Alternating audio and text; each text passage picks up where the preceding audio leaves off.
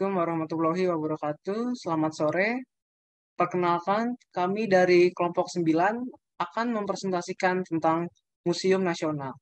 Sebelumnya, saya akan memperkenalkan diri. Perkenalkan, nama saya Dimas Arif Putro. Nama saya Bilkis Alifiyat Zani. Nama saya Erwin Saputra. Nama saya Rasya Maulida Rahma. Nama saya Raja Ardin Putra. Nama saya Ismail Zanita. Selanjutnya masuk ke materi pertama. Museum Nasional Indonesia atau biasa disebut Museum Gajah, Jakarta Pusat merupakan salah satu tempat wisata edukatif yang bisa dikunjungi oleh masyarakat. Tiket masuknya dapat dipesan melalui situs web. Museum ini menjadi museum pertama dan terbesar di Asia Tenggara yang berdiri pada tanggal April 1778. Museum yang berlokasi di Kecamatan Gambir ini memiliki sekitar 140.000 koleksi benda, adapun tiket masuk Museum Nasional dibanderol dengan harga yang tergolong murah. Tertulis dalam laman resmi pembelian tiket online Museum Nasional, harga tiketnya mulai dari Rp5.000 untuk satu orang dewasa, Rp2.000 untuk satu anak, dan Rp10.000 untuk wisatawan mancanegara atau wisman. Hasil penelitian menunjukkan bahwa adanya pengaruh yang sangat kuat dan berhubungan positif signifikan antara kualitas pelayanan museum dengan minat berkunjung kembali. Secara parsial menunjukkan bahwa bukti empati, komunikasi, dan pameran berpengaruh positif signifikan. Daya tanggap berpengaruh positif tidak signifikan terhadap minat berkunjung kembali ke Museum Nasional Indonesia. Perlu bagi Museum Nasional Indonesia untuk tetap mempertahankan, menambah beragam pelayanan publik, dan meningkatkan ketanggapan pegawai museum kepada pengunjung. Selanjutnya silakan. Museum Nasional Jakarta yang mempengaruhi kualitas pelayanan. Yang pertama, artinya wisatawan akan merasakan keberadaan karyawan dan sistem operasional yang ada di Museum Nasional dapat menyelesaikan masalah pengunjung. Yang kedua, spontanitas, di mana karyawan menunjukkan keinginan untuk menyelesaikan masalah pengunjung yang sedang berkunjung ke Museum Nasional. Yang ketiga, penyelesaian masalah. Karyawan yang berhubungan langsung dengan pengunjung harus memiliki kemampuan untuk menjalankan tugas berdasarkan standar yang ada. Yang keempat, perbaikan. Apabila terjadi hal-hal yang tidak diinginkan, Museum Nasional Jakarta mempunyai karyawan yang berstandar dan dapat menyelesaikan semua perbaikan yang terjadi. Selanjutnya. Lalu ada strategi pengembangan Museum Nasional Jakarta. Strategi pengembangan destinasi wisata pada dasarnya mengarahkan pertumbuhan pariwisata terhadap kebutuhan lokal, kepentingan, dan batas dapat meningkatkan nilai pariwisata kepada masyarakat dan membantu menciptakan industri yang berkelanjutan. Dalam karyanya, Crea menjelaskan keberlanjutan jangka panjang dari selanjutnya. Pariwisata bertumpu pada kemampuan tokoh masyarakat dan profesional pariwisata untuk memaksimalkan manfaat dan meminimalkan biaya. Banyak masyarakat kecil memiliki keterampilan dan sumber daya untuk pengembangan pariwisata yang sukses. Menciptakan industri pariwisata lokal bukanlah tugas yang menakutkan, tetapi membuat pariwisata benar-benar cocok bagi masyarakat yang membutuhkan kerja. Menciptakan industri pariwisata yang sukses dan berkelanjutan seperti menciptakan aktivitas ekonomi yang sukses dan berkelanjutan. Selanjutnya, analisis SWOT dari Museum Nasional. Kekuatannya yaitu tempat yang unik dan menarik membuat timbulnya rasa penasaran terhadap wisatawan yang akan berkunjung. Pelayanan yang cukup baik yang memudahkan para pengunjung untuk berkunjung dalam membeli tiket secara online. Lalu tempat yang berlokasi di tengah kota menjadikan Museum Nasional sebagai tempat yang strategis.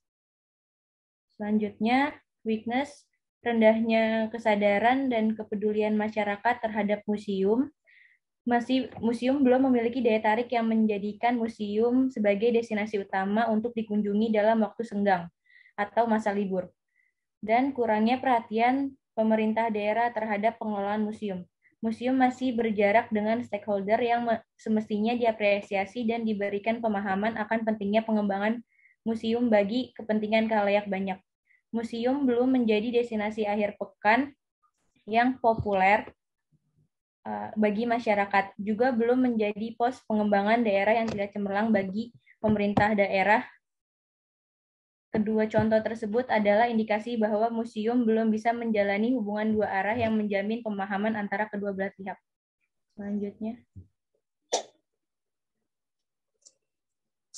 itu kurangnya lembaga pendidikan museum. Sampai saat ini kualitas dan kuantitas sumber daya manusia permusiuman masih belum memadai, karena masih terbatasnya lembaga pendidikan dan program pendidikan permusiuman. Selanjutnya itu ada sistem pengelolaan yang masih lemah, planning, organizing, operating, controlling, dan evaluation.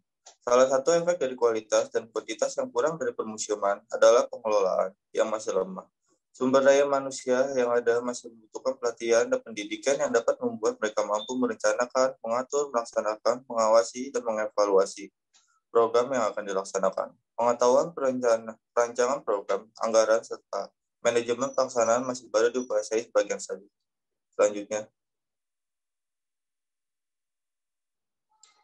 itu ada opportunity. Kegiatan kebudayaan internasional yang dilakukan oleh museum sudah menjadi agenda wajib sejak masa awal museum berdiri di Indonesia.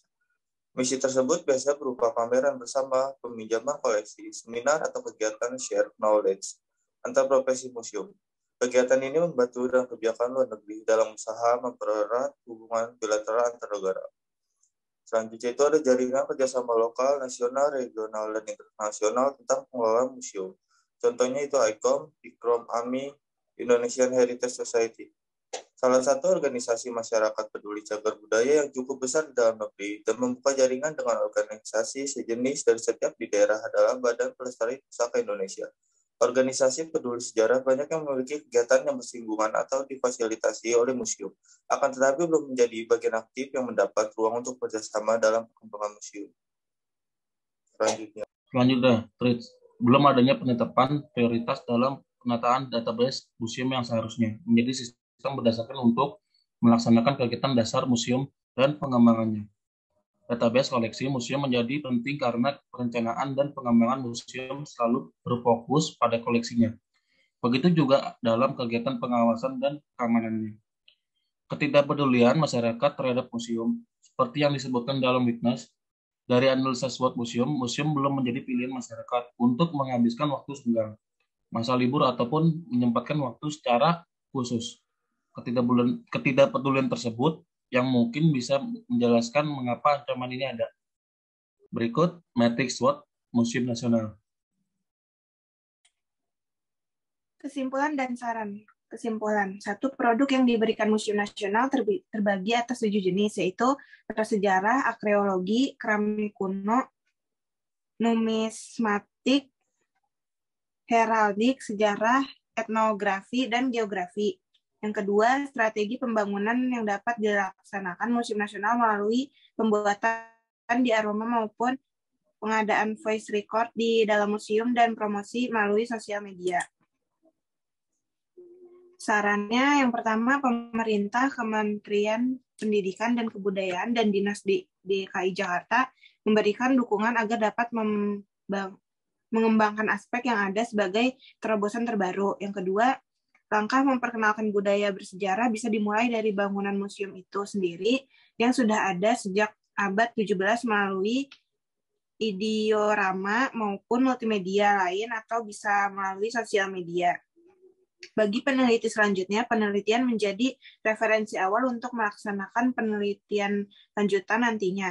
Peneliti selanjutnya dapat mengembangkan strategi Museum Nasional yang sesuai dengan kondisi dan situasi, meliputi atraksi, fasilitas, dan aksesibilitas.